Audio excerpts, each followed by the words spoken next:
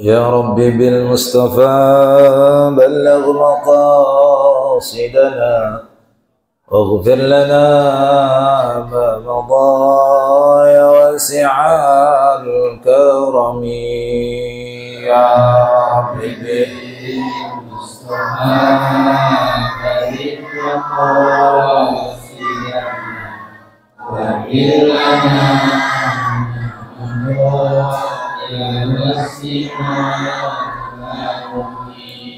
محمد سيد الكونين والثقلين والفريقين من عرب ومن عجم يا رب بالمصطفى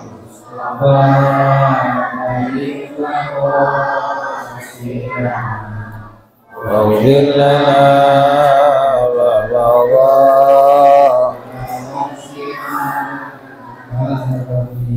نبينا الآمر النهي فلا أحد أبر في قول لا منه ولا نعم يا رب بالمصطفى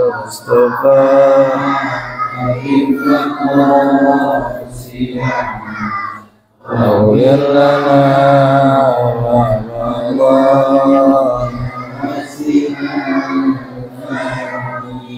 هو الحبيب الذي ترجى شفاعته لكل هول من الأهوال مقتحم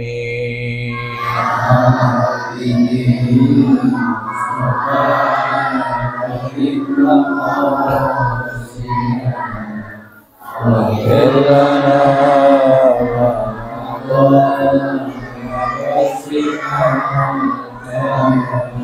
فاق النبيين في خلق وفي خلق ولم يدانوه في علم ولا كرم يا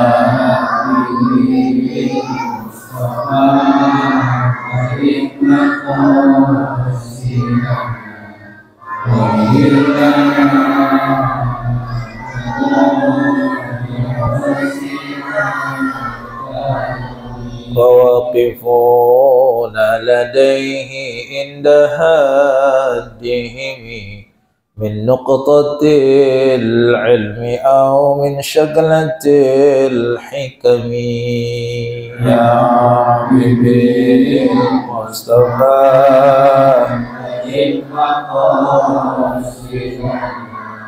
واغفر لنا ما مضى يا واسع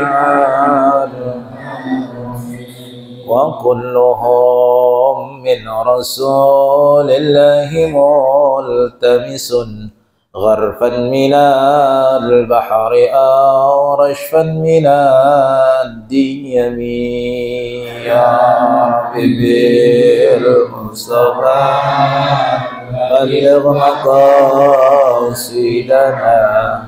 واغفر لنا ما مضى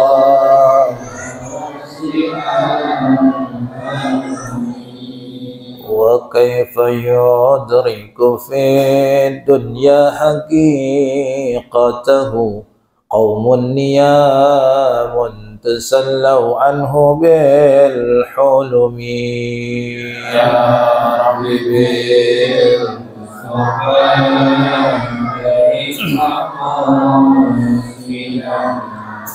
واغفر لنا ما مضى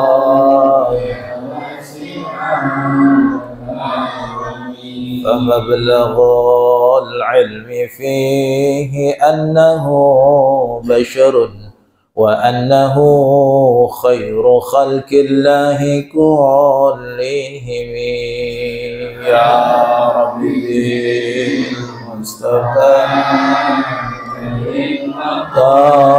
قاصدنا واغفر لنا ما مضى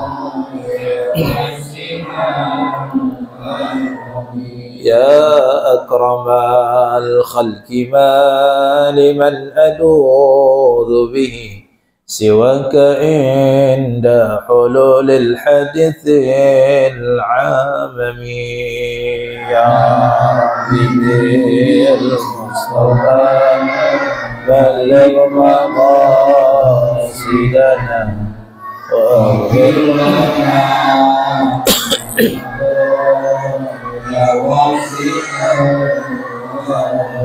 ولن يضيق رسول الله جاهك به إذا الكريم تجلى باسم منتقم يا ربي بالمصطفى بلغ مقاصدنا واغفر لنا ما مضى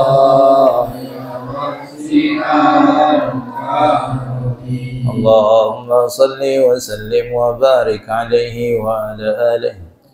الفاتحة من الفتوى والملح والرسول والصالح الجسد والقلب وروح على ما وصل الصالح حضور مجالس التعليم والذكر وخصوصا في قراءة كتاب رياض الصالحين للإمام النووي الدمشقي إلى حضرة النبي المصطفى رسول الله صلى الله عليه وسلم محمد عبد الله وعليه وأزواجه وذريته وأنصاره وأتباعه وعلماء إلا في غامض علم الله وإلى جميع أرواح مشايخنا ومسترسلين في إجازتنا وفي سندنا من حبيب سالم الله الشاطري وجميع من أجازنا شر الكرام الأرواح أولياء سبيل وإلى أرواح أمواتنا وأمواتكم من آبائنا أمهاتنا وأجدادنا جداتنا أعمامنا أماتنا وأخوالنا خالاتنا من علينا عليهم أجمعين خصوصا وروي صاحب هذا الكتاب الإمام أبي زكريا شرف يحيى النووي الدمشقي أن الله تعالى تغشاهم بالرحمة والمغفرة الشيء لله لهم الفاتحة.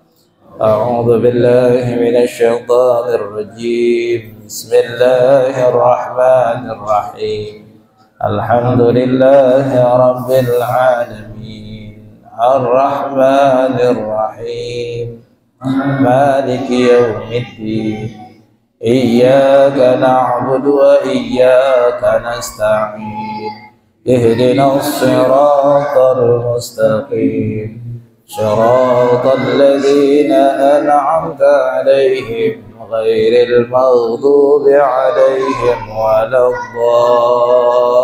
الضالين آمين. السلام عليكم ورحمة الله وبركاته. بسم الله الرحمن الرحيم الحمد لله أمسينا على فطرة الإسلام وعلى كلمة الإخلاص وعلى دين نبينا محمد صلى الله عليه وسلم وعلى ملة أبينا إبراهيم حنيفا مسلما وما كان من المشركين. اللهم صل وسلم وبارك على سيدنا ونبينا ومولانا محمد خاتم النبيين وعلى آله وصحبه أجمعين. سبحانك لا علم لنا إلا ما علمتنا إنك أنت العليم الحكيم. رب اشرح لي صدري ويسر لي أمري واحلل عقدة من لساني يفقهوا قولي. اللهم أغننا بالعلم وزينا بالحلم وأكرمنا بالتقوى وجملنا بالعافية. اللهم ارزقنا فهم النبيين وحفظ المرسلين وإلهام الملائكة المقربين. اللهم ارزقنا علما نافعا ورزقا طيبا وعملا متقبلا برحمتك يا أرحم الراحمين آمين يا رب العالمين. أما بعد, yang saya hormati, yang saya muliakan segenap kaum muslimin wal muslimat, hadirin hadirat, jamaah taklim sejami at-taufiq. Tiap malam Senin ketiga ba'dal maghrib yang dirahmati Allah Subhanahu wa taala, yang kita selalu berdoa kiranya Allah senantiasa berikan kita kesabaran dan rasa syukur dan ridho atas apa yang sudah Allah gariskan dalam kehidupan kita.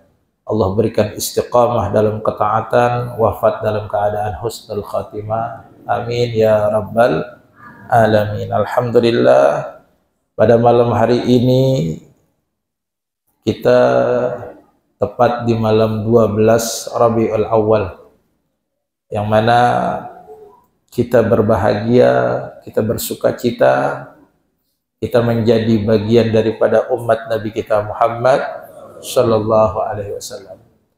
Di depan sebelum pengajian tadi saya sengaja panjangkan sedikit daripada nubdah, dari beberapa bait syair dari Imam Abi Abdullah Muhammad bin Sa'id Al-Busairi yang dikenal dengan Burdah.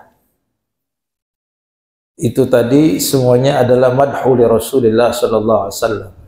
Isinya pujian kepada Nabi kita Muhammad sallallahu alaihi wasallam. Sedikit saya panjangkan walaupun tidak satu fasal saya baca itu. Itu isinya tentang pujian kepada Nabi kita Muhammad sallallahu alaihi wasallam. Pujian kita kepada Nabi Muhammad enggak seberapa ketimbang Allah memuji Nabi kita Muhammad sallallahu alaihi wasallam. Allah katakan innaka la'ala khuluqin azim.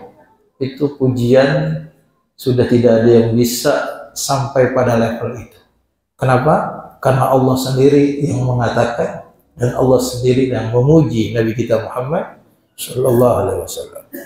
Maka satu kebanggaan, kebahagiaan, rasa syukur kita di malam hari ini itu tadi termasuk adalah merayakan, bergembira dengan kelahirannya Rasulullah sallallahu alaihi wasallam. Walaupun metode kita merayakan berbeda-beda, ada yang mesti mengundang penceramah dengan hadirin jamaah yang banyak, kemudian dengan acara rundown yang banyak. Tiap orang punya cara untuk mengekspresikan kegembiraannya atas kelahiran Nabi kita Muhammad sallallahu alaihi wasallam.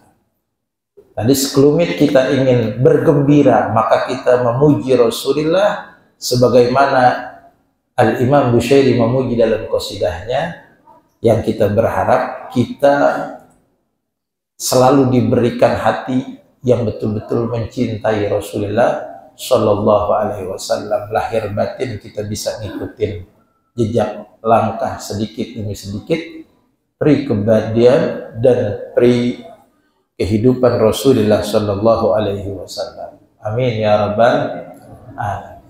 Terlebih malam yang kita kaji ini adalah hadis-hadis Nabi kita Muhammad sallallahu alaihi wasallam, yang kita berharap dengan pengajian ini kita di taman surganya Allah, karena Allah Subhanahu wa taala kita berharap Allah berikan ilmu yang manfaat. Sedikit yang kita tahu, kemudian Allah berikan taufik kita bisa melaksanakan apa yang kita tahu, itu lebih baik daripada banyak yang kita tahu tapi Allah tidak berikan kita taufik sehingga kita hanya tahu dan tidak melakukan apa yang kita tahu. Ya, kita lanjutkan kajian kita masih dalam bab sabar. Wa bi ilai haddatsana an Anas radhiyallahu anhu. Qala Rasulullah sallallahu alaihi wasallam, la yatamannayanna ahadukumul mauta li dhurrin asabahu, fa in kana la budda fa'ilan falyaqul Allahumma ahyini ma kanatil hayatu khairan li wa tawaffani idza kanatil wafatu khairan li, muttafaqun alaih. Ini hadis disepakati oleh dua imam besar, Imam Bukhari, Imam Muslim. Kesahihan sanadnya bersambung kepada sahabat Anas bin Malik radhiyallahu anhu. Beliau mengatakan telah bersabda Rasul sallallahu alaihi wasallam, la yatamannayanna ahadukumul maut. Jangan sekali-kali seorang di antara kalian berangan-angan, bercita-cita, berharap mati lidurrin asabahu, karena sebab himpitan hidupnya, kesulitan dalam hidupnya, dan juga karena sebab lidurrin asabahu, karena sebab sesuatu hal yang gak ngenakin nimpa dirinya. Fa in kana la budda fa'ilan, kalau emang mesti dia melakukan itu, falyakul, hendaknya ia berdoa. Diajarin sama Rasulullah caranya. Allahumma ahyini ma kanatil hayatu khairan. Ya Allah, hidupkanlah aku atau berikanlah aku hidup selama hidup itu adalah yang lebih baik untukku. Wa tawaffani idza kanatil wafatu khairan li, dan wafatkanlah aku, matikanlah aku jika matiku itu adalah lebih baik untukku. Dalam hadis ini Dipahami dari hadis ini bahwasannya Allah melarang, Rasulullah Shallallahu Alaihi Wasallam melarang kita, melarang umatnya, melarang sahabatnya untuk jangan meminta kematian hanya karena sebab himpitan ekonomi, hanya sebab karena penyakit yang dialami, atau karena sebab sumpeknya pikiran kita, karena berbagai problematika hidup yang kita alami. Nggak boleh tuh larangan ini. Maka sampai-sampai sahabat Khabbab bin Arat, Khabbab bin Arat ini satu ketika beliau sakit. Ada yang mengunjungi beliau, dijenguk beliau lagi sakit. Ketika dikunjungi dilihat di tubuhnya itu ada bekas kei.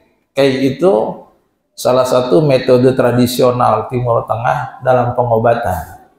Jadi ada besi panas dibakar, kemudian ditempel ke anggota tubuhnya. Nah, itu salah satu metode pengobatan tradisional Timur Tengah.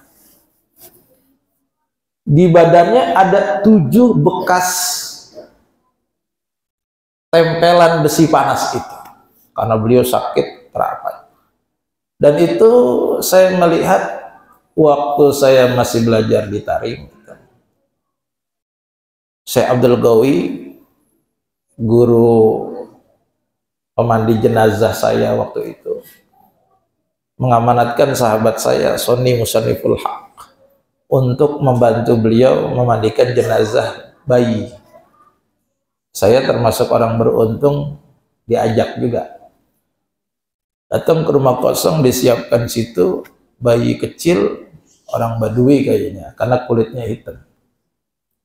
Kalau dilihat dari kisaran usia, saya lihat kisaran usianya itu ada sekitar usia 1 tahun lebih dah, 2 tahun kurang, masih bayi. Dan saya ngelihat di kulit anak itu, di kepalanya itu kayak bekas besi panas. Saya sempat tanya, ini kenapa? Ternyata memang masih dipakai tradisi pengobatan tradisional itu. Jadi kalau sakit, demam atau panas atau lain sebagainya, itu besi panas ditempel. Nah, itu Khabbab bin Arat semacam itu, seperti itu. Dilihat di tubuhnya ada 7 kei bekas tempelan besi panas itu.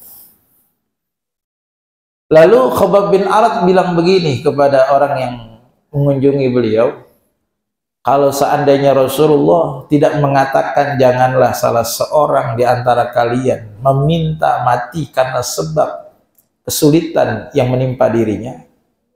Beliau sulit karena penyakitnya itu luar biasa dahsyat. Beliau katakan kalau tidak Rasulullah melarang itu, saya sudah minta mati karena penyakit.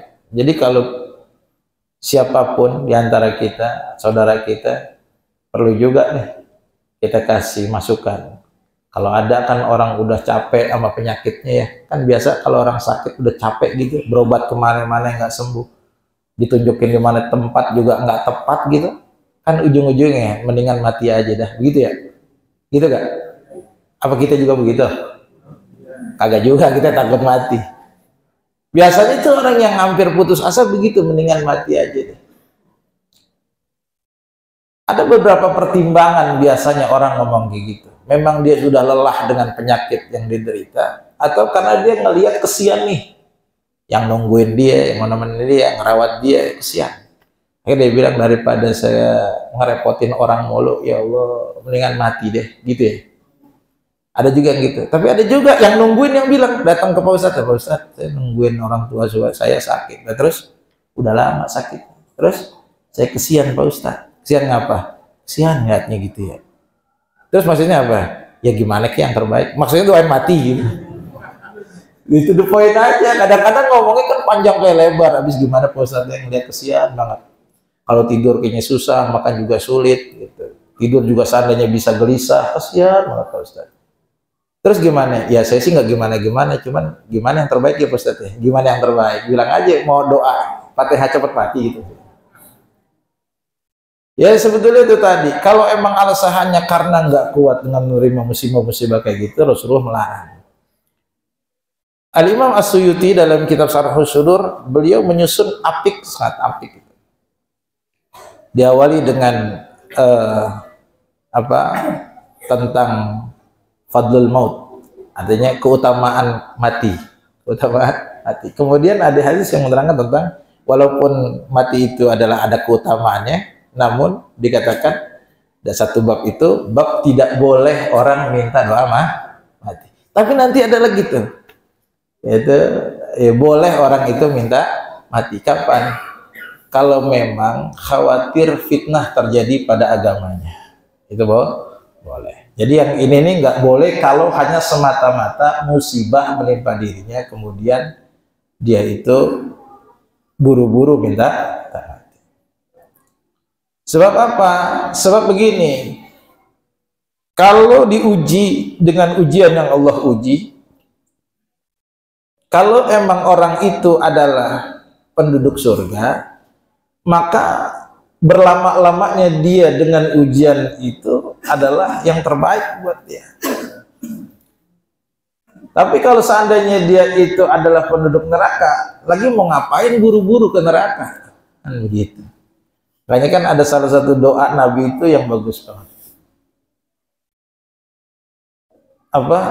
Allahumma ahyina in kanatil Allahumma asrilana dunyana allati fiha ma'asuna wa akhiratana allati ilaiha ma'aduna. Allahumma ja'alil hayata ziyadatan lana fi kulli khair waj'alil mauta rahatan lana min kulli syarr. Ya Allah, jadikanlah hidup ini tambahan untuk kebaikan dan mati untuk pemberhentian dari segala bentuk kejahatan dan dosa. Ini hadis ini menunjukkan Rasulullah menyarankan agar tetap sabar. Kalau emang nggak kuat, udah mintanya begini. Allahumma ahyini makanatil hayatu khairan li. Ya Allah, hidupkanlah saya, berikanlah saya hidup kalau emang dalam hidup ini ada kebaikan. Wa tawaffani, matikanlah aku idza kanatil wafatu khairan li, apabila wafat itu ada kebaikannya untuk aku. Kasih tahu nih, termasuk diri kita, ingat-ingat kalau lagi dapat musibah jangan buru-buru mati aja dah, jangan buru-buru mati aja. Begitu malaikat udah datang takut, jangan dah gitu. Kadang-kadang orang seucap-ucapnya aja gitu ya, dipikirin dulu. Kemudian hadis selanjutnya, wa bi haddatsana an Abi Abdullah Khabbab bin Arad. Nih orang yang tadi kita ceritain. Radhiyallahu anhu qala syaqauna ila Rasulillah sallallahu alaihi wasallam wa huwa mutawassidun burdatan lahu fi dhillil ka'bati faqulna ala tastansiru lana ala tad'u lana faqala qad kana man qablakum yu'khadhu ar-rajulu fayuhfaru lahu fil ardi fayuj'alu fiha thumma yu'ta bil minshari fayudha'u ala ra'si fayuj'alu nisfayn wa yumshatu bi amsatil hadidi ma duna lahmihi wa azmihi ma yasudduhu dhalika an dinihi wallahi la yutimmanna Allahu hadzal amra hatta yasira ar-raqibu min San'a ila Hadramaut la yakhafu illa Allah wa dhi'ba ala ghadami walakinnakum tasta'jilun. Rahul Bukhari.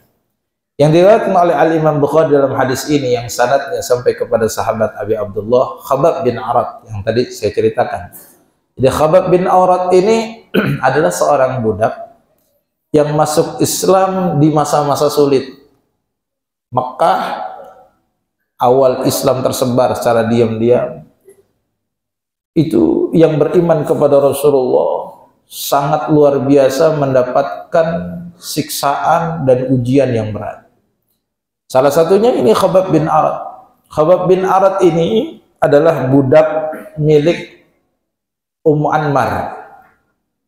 Ummu Anmar ini sadis luar biasa. Beliau itu jadi budak sekaligus pandai besi. Jadi kalau ada orang yang bikin pedang, bikin apa, termasuk Rasulullah, itu langganan beliau. Nah, ketika tahu dakwah Islam yang dibawa oleh Rasulullah, Khabbab bin Arad itu kemasukan hidayah taufik dari Allah, sehingga masuk ke dalam agama Islam. Ketika ketahuan sama majikannya, jadi emang awal-awal yang masuk Islam hampir dikata pada beberapa yang budak sahaya, termasuk Bilal bin Rabah.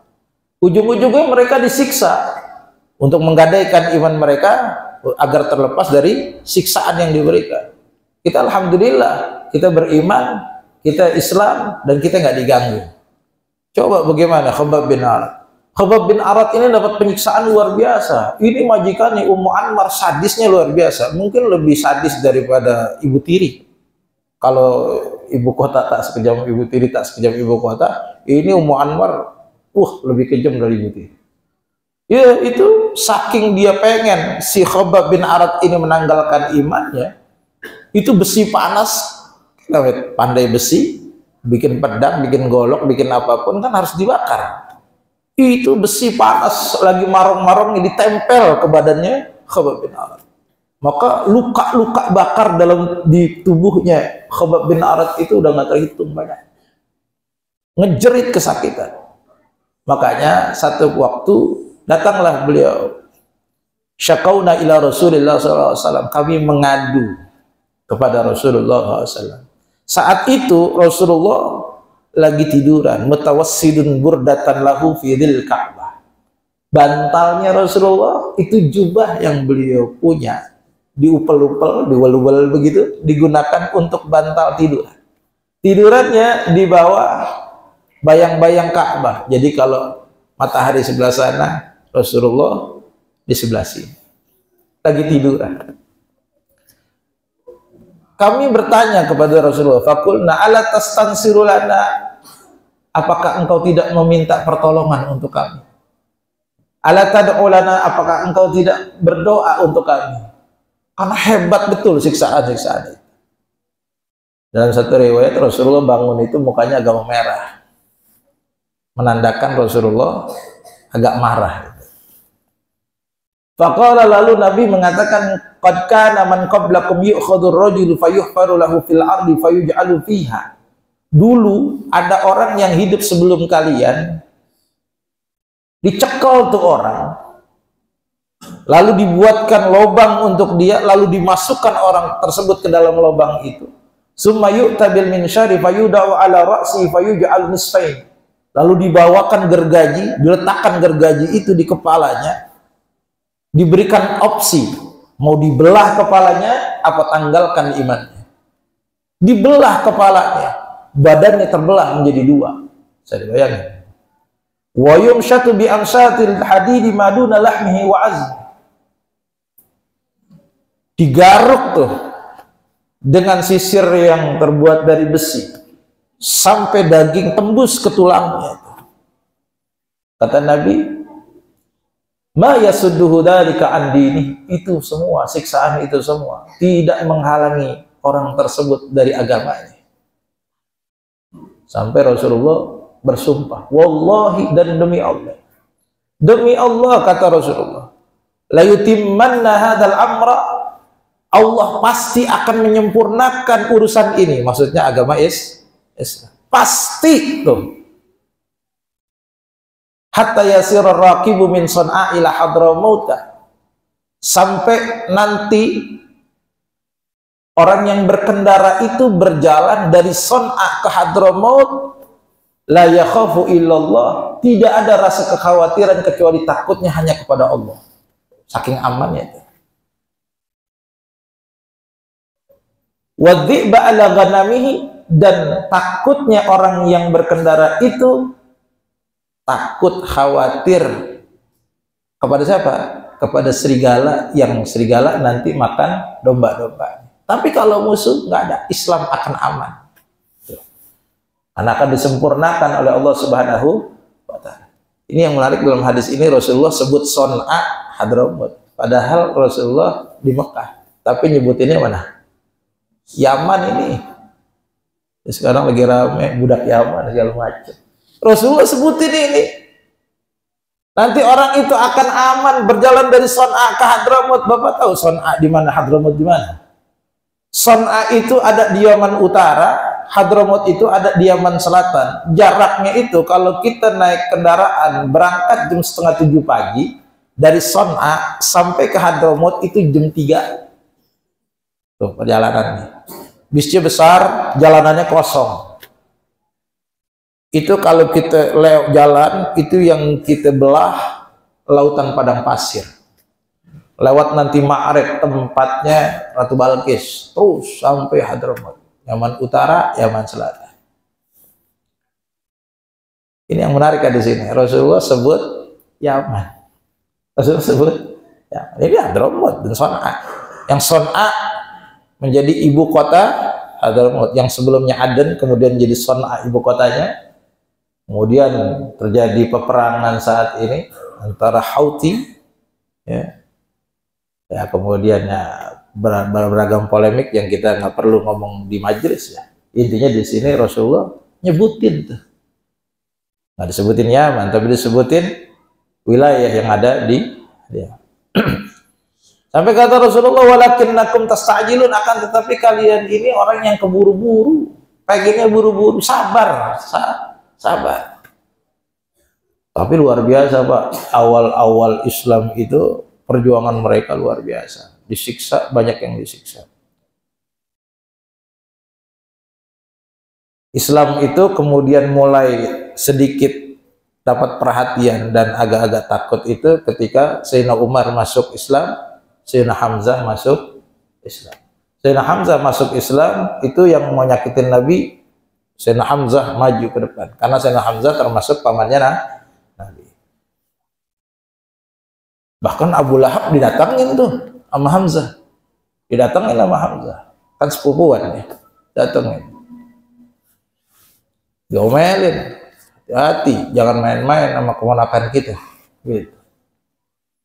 Wa fi riwayatin, dalam satu riwayat, wa huwa mutawassidun burdatan wa qad lakina minal musyrikina shiddatan. Dalam satu riwayat diceritakan Nabi itu dalam keadaan berbantalkan jubahnya. Waqad lakina minal musyrikina shiddatan, kami mendapati dari golongan orang-orang musyrik shiddatan. Ini siksaan yang teramat pedih. Intimidasi, kemudian persekusi dan lain sebagainya. Banyak kan yang akhirnya mati disiksa, seperti siapa? Seperti Ammar bin Yasir. Ammar bin Yasir bapaknya mati, ibunya mati.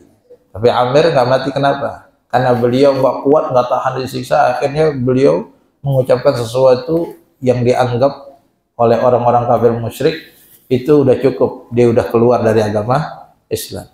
Sampai Ammar bin Yasir, sahabat-sahabat yang lain bilang Amir udah murtad, Ammar udah murtad. Tapi turunlah ayat menguatkan bahwasannya itu semua hanya karena lip sync-nya, tapi hatinya tetap mutmain bil iman. Gitu.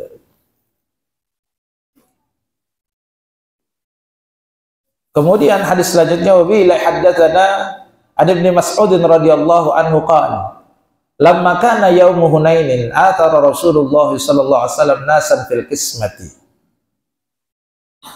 fa'atal aqra ibn Habis mi'atan minal ibili wa a'ta Uyainat ibn Hisn misla dhalik wa a'ta nasan min ashrafil arabi wa atharahum yawma idin fil qismati faqala rajulun wallahi inna hadhihi qismatun ma'udila fiha wa ma urida fiha wajhullah faqultu wallahi la ukhbiranna Rasulullah sallallahu alaihi wasallam fataituhu fa akhbartuhu bima qala fataghayyara wajhuhu hatta kana qasirfi thumma qala faman ya'dilu idza lam ya'dilillahu wa rasuluhu thumma qala yarhamullahu Musa qad udiya bi aktsara min hadza fasabara faqultu la jarama la arfa'u ilaihi ba'daha haditsan muttafaqun alaih. Ini hadis muttafaq alaih yang diriwayatkan oleh Imam Bukhari, Imam Muslim dari Abdullah bin Mas'ud radhiyallahu anhu. Beliau menceritakan, apa ceritanya, ketika hari Hunain, Hunain itu terjadi setelah Fathul Mekah. Setelah terjadi Fathul Mekah, penaklukan kota Mekah, banyak yang kabur ke Hunain, kemudian dikejar di Hunain, kemudian Rasulullah dapat ghanimah banyak. Saat itu Rasulullah bagi-bagikan biasa harta rampasan perang dan hasil peperangan itu, harta-harta itu dibagi-bagikan. Saat itu Rasulullah SAW nasan fil qismah. Rasulullah mendahulukan sekelompok orang di dalam pembagian. Rasulullah memberikan Aqra bin Habis yang baru saja masuk Islam 100 ekor unta. Kemudian memberikan kepada Uyainah bin Hisn seperti itu. Dan memberikan sekelompok orang min asyrafil Arab, dari tokoh-tokoh orang Arab. Wa atharahum yauma idzin, dan Rasulullah lebih memprioritaskan mereka pada hari itu dalam pembagian. Nah, ngelihat kejadian kayak gitu, ada satu orang bilang begini, wallahi inna hadhihi qismatun ma'udila fiha. Demi Allah, pembagian ini nggak diperlakukan secara adil. Wa ma urida fiha wajhullah. Ini dibagikan bukan karena kepengen mengharap ridho Allah. Jadi jangan-jangan ini Nabi pengen apa ya? Pengen dapat reward ini sama pembesar-pembesar orang Arab, sama suku ini, suku ini. Karena kenapa? Ya jelas saja, Rasulullah kan kampungnya Mekah. Begitu udah terjadi penaklukan kota Mekah, terus kaumnya itu mulai masuk ke dalam agama Islam. Ini Rasulullah nih lagi baik-baik ini, bahasanya begitu. Jadi ini pembagian nggak adil. Ini pembagian kursi, pembagian kuenya ini nggak cakep ini, gitu ya. Nggak kena Allah ini. Apa kata Abdullah bin Mas'ud? Abdullah bin Mas'ud yang dengar begitu, wallahi la ukhbiranna Rasulullah sallallahu alaihi wasallam. Demi Allah saya akan beritahu ini kepada Rasulullah SAW. Lalu didatengin, dikasih tahu Rasulullah dengan apa yang orang itu ngomong. Ketika mendengar apa yang dikatakan oleh Abdullah bin Mas'ud, fataghayyara wajhuhu, berubah wajahnya Rasulullah.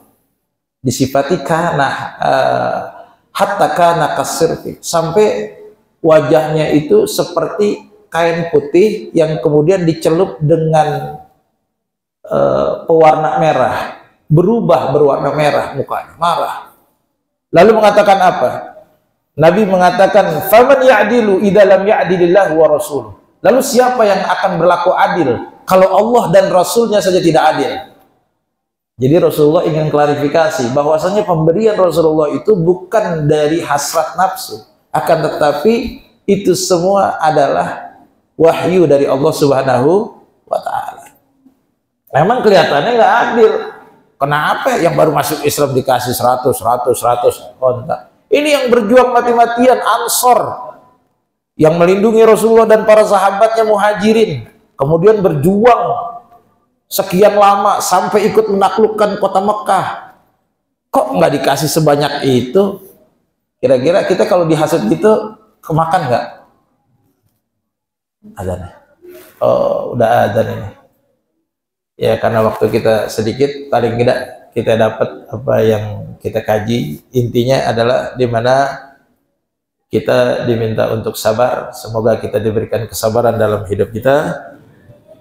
Rasa syukur kita kepada nikmat Allah yang Allah berikan kepada kita. Insya Allah panjang umur, di bulan depan kita akan lanjutkan kembali. Insya Allah. Hadanallahu wa iyyakum ajma'in. Wallahul muwaffiq ila aqwamit thoriq. Assalamualaikum warahmatullahi wabarakatuh.